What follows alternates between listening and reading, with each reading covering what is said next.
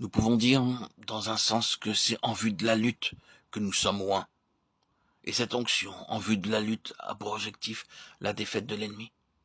La liberté que Dieu lui laisse, il la lui laisse, non pas pour nous exposer à la défaite, mais pour provoquer au contraire la défaite de Satan.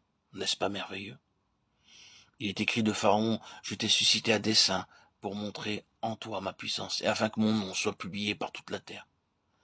Ainsi Dieu lui laisse en quelque sorte la bride sur le cou, simplement pour démontrer qu'il peut, lui, avoir raison de n'importe quel déchaînement de force adverse. Ce sont là des choses auxquelles nous ne pensons pas assez quand nous nous trouvons aux prises avec l'ennemi. Ne l'oublions pas, si Dieu lui permet de concentrer son antagonisme sur l'onction qui est en nous, c'est simplement pour donner à cette onction l'occasion de triompher de Satan. À cet égard, nous ne pouvons nous empêcher de penser que l'ennemi est bien aveugle. Dieu l'a aveuglé. S'il savait que l'onction contre laquelle il se dresse va avoir raison de lui, quel sens serait-il de sa part à pousser l'attaque plus loin? Mais c'est là justement que la souveraineté de Dieu apparaît sous son vrai jour. Ainsi donc, tôt après son onction, nous voyons David attaqué dans sa personne et menacé dans sa vie. Tout cela simplement à cause de l'onction. Il aurait pu dire, eh bien oui, si je n'avais pas reçu l'onction, je n'aurais pas tous ses ennemis. C'est à cause de cette onction que je me trouve plongé dans de telles difficultés. Ce qui revient à poser l'alternative suivante. Vaut-il mieux laisser l'onction à d'autres et ainsi avoir la paix et échapper au diable? Ou vaut-il mieux demeurer sous l'onction à cause du but que Dieu a en vue? David se débattit souvent dans les affres de ce dilemme. Lorsque par 2 fois il descendit chez Akish, roi de Gath, ce fut parce qu'il se trouvait aux prises avec cette cruelle alternative. Les conséquences de l'onction se présentaient à lui sous un jour si aigu que l'homme charnel qui était en lui ne put y tenir et chercha son salut dans la fuite. Sa foi chancela et s'en fut chercher un chemin plus facile, un abri contre les conséquences de l'onction. Peut-être nous arrivera-t-il plus d'une fois de nous trouver dans une semblable situation. Si seulement Dieu ne m'avait pas mis cette affaire sur les bras, serons-nous tentés de nous écrier comment ce serait plus facile? Oui, c'est vrai, mais à quel prix? Au prix du témoignage de Jésus et du plan éternel de Dieu. Qu'allons-nous choisir? Notre bien-être ou la gloire de Dieu?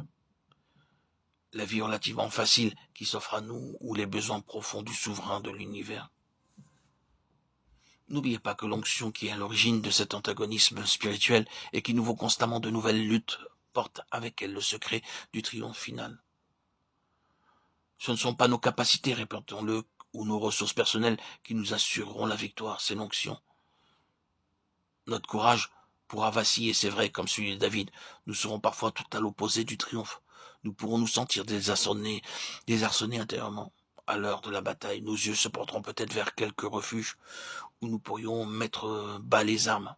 Oui, notre foi pourra chanceler, mais quelle merveille. Dieu en soit béni, et quel réconfort que cette histoire de David. Malgré la faiblesse, malgré les défaillances, malgré le péché, un homme revêtu de l'onction doit, comme David, finir par triompher à cause de ce qu'il est en lui-même, non pas à cause de l'onction qui remet constamment les cœurs droits sur le chemin de la victoire. Quand on lit les psaumes, qui sont un peu une biographie de David, on ne peut pas échapper à la conclusion qu'en dépit de bien des faiblesses et de bien des fautes, pour ne rien dire de son péché, David était un homme au cœur droit. S'il a pu se laisser aller au péché, il n'y a pas un homme que le sentiment de son péché jette dans de plus profondes angoisses. Aussi l'onction finit-elle par avoir raison de tous les obstacles. Courage donc, car si l'onction est pour nous une occasion de conflit, c'est elle qui met entre nos mains, pour finir, les armes qui décident de la victoire. Dieu peut, à cause de l'onction qui repose sur nous, désirer nous avoir au cœur de la mêlée. Mais ce n'est pas pour nous abandonner à nos propres forces ou pour que nous nous tirions d'affaire avec nos propres ressources humaines, nos pauvres ressources. C'est l'onction qui est l'élément déterminant. C'est elle qui nous conduit à la victoire. Et pour finir, nous serons tous bien obligés de le reconnaître et de dire, Seigneur, si j'ai fini par triompher, je n'y suis pour rien. Il y avait quelque chose en moi, ou plutôt, il y avait quelqu'un avec moi à qui, je le sens bien, je dois tout dans cette affaire. Dieu soit loué pour cette onction bénie.